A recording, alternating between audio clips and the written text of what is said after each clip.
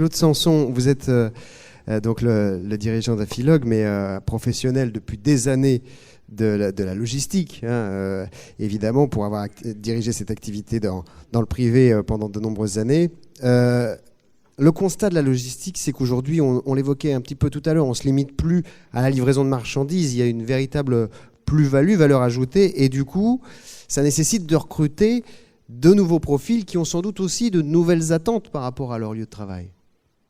Il faut prendre... Voilà, j'avais pas eu le micro. Oui, alors je voudrais reprendre là 3 mots avant oui. de répondre à la question sur tout ce qui vient d'être dit, ce que disait Maurice Gauchot tout au départ, en disant que ce qu'on attend dans le travail au bureau sont les nouvelles technologies et de travailler quand on veut. Or là, quand on est dans la logistique, s'il y a quelque chose qu'on ne sait pas faire, c'est de laisser les gens travailler quand ils veulent. C'est de leur permettre de faire du télétravail. C'est de leur permettre d'arriver aux heures auxquelles ils souhaitent arriver.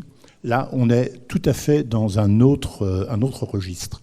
Et c'est pourquoi il est extrêmement important que sur le plan de l'immobilier logistique, le lieu de travail, ce lieu de travail soit encore plus étudié de la part des professionnels pour donner du confort aux gens qui travaillent à l'intérieur de ces bâtiments. Et qu'est-ce qu'il faut alors du coup justement changer, améliorer ?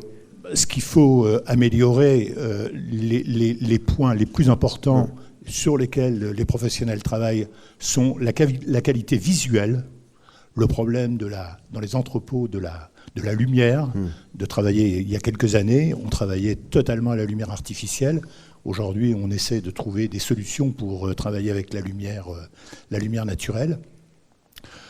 Les aspects, vous avez parlé de restauration tout à l'heure, les aspects de locaux sociaux, il est important que, au moins pendant les pauses, qui sont des pauses, chacun ne peut pas le faire à n'importe quel moment, mais pendant ces pauses, les gens puissent se retrouver à un endroit qui soit assez sympathique.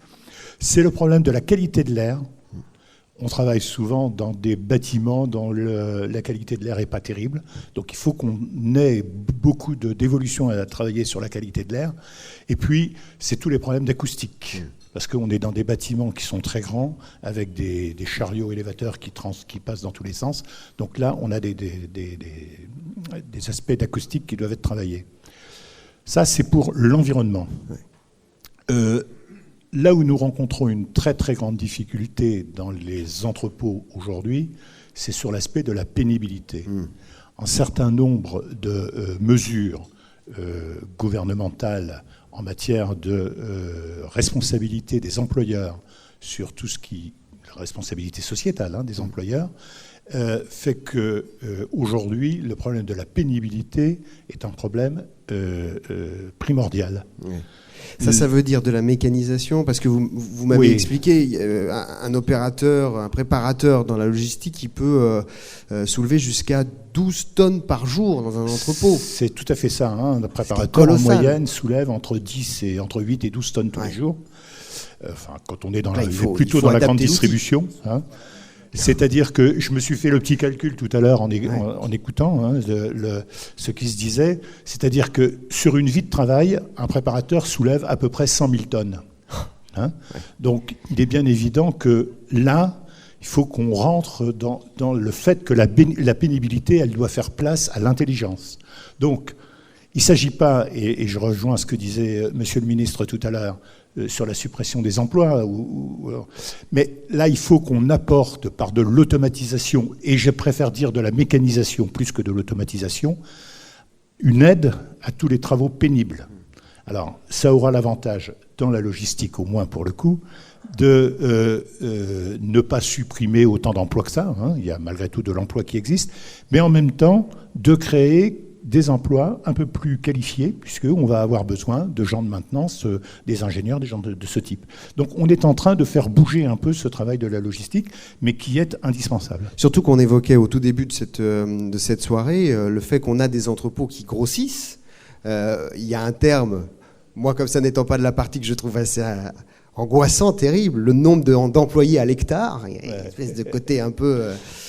une unité de mesure un peu effrayante, mais en tout cas, c'est une problématique qu'il faut prendre en compte quand on est dans la logistique, c'est-à-dire de plus en plus de monde dans des entrepôts, et qu'il faut faire travailler tout ce monde-là ensemble sans souffrance. Ou le moins possible. Avec le moins possible de souffrance. Alors, le côté du nombre d'emplois à l'hectare, puisque c'est ce que on parlait ensemble, à l'hectare construit, c'est quand même intéressant. Bien évidemment, il y a de plus en plus de monde dans les entrepôts sont de plus en plus grands, mais la modification des activités que nous avons dans la logistique, parce que la logistique n'est plus uniquement maintenant transporter des colis, c'est aussi, on en parlait, faire de la maintenance, faire des premiers niveaux de maintenance, faire de la préparation qui devient de plus en plus détaillée.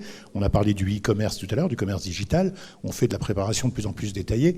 Donc, on a des activités qui se rapprochent de plus en plus de l'industrie traditionnelle en nombre d'emplois au mètre carré, à l'hectare ou tout ce qu'on veut. Donc ça, c'est extrêmement intéressant. Mais en même temps, il faut qu'on apprenne à vivre autrement.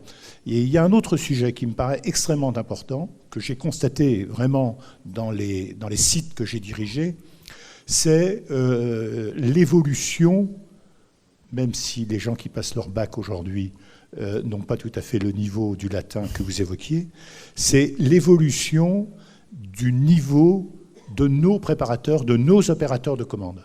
C'est-à-dire qu'avec le problème du chômage, enfin d'un certain nombre de critères, on a dans les entrepôts des gens qui ont malgré tout de plus en plus d'éducation sur le plan intellectuel. Et donc là où je me souviens, tout au début de ma vie professionnelle, quand on demandait quelque chose à un préparateur, on lui demandait de le faire, il pouvait râler, il pouvait faire, mais il ne posait pas de questions. Ouais.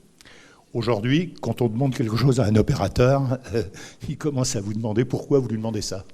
Donc là aussi, ça bouge un peu toute cette approche et tous les aspects de management qu'on doit avoir dans les entrepôts, sachant qu'en même temps, l'homme est toujours l'homme et que les opérateurs ont les mêmes sujets qu'un employé de bureau ou un cadre. Oui. C'est-à-dire qui se sent, comme vous l'évoquiez tout à l'heure, tout à fait brimé, beaucoup plus que tout le monde. Donc là-dessus, le problème est tout à fait le même. Merci beaucoup. Juste un mot de conclusion, Luc Ferry, par rapport à tout ce qu'on dit, parce que finalement, on est sur des métiers qui évoluent, qui changent, et peut-être que l'employé évolue plus vite que son environnement professionnel. Ça crée aussi peut-être cette souffrance qu'on évoque là.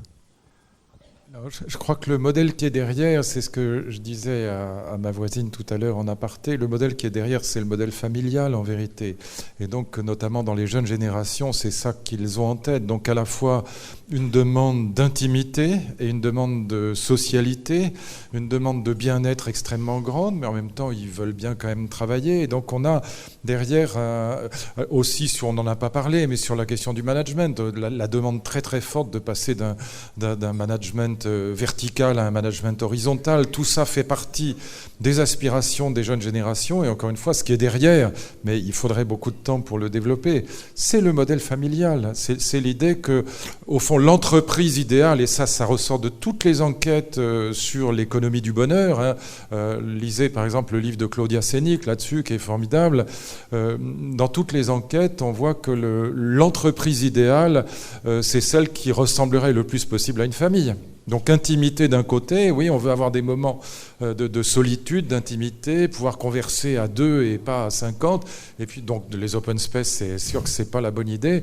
Et puis en même temps, une demande de relations humaines extrêmement forte. Et donc c'est à cette question-là aussi que l'immobilier doit répondre. C'est pas évident, c'est pas facile.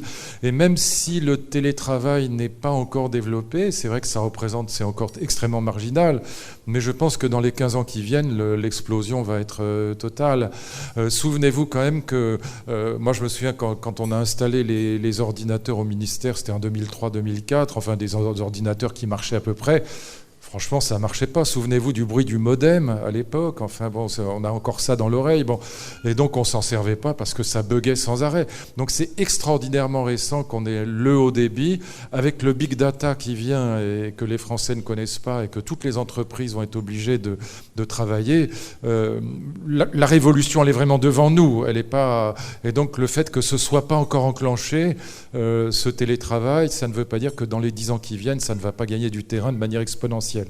Voilà, donc je pense que de ce point de vue-là, on aura des modifications dans les bureaux aussi à apporter. Merci à vous trois.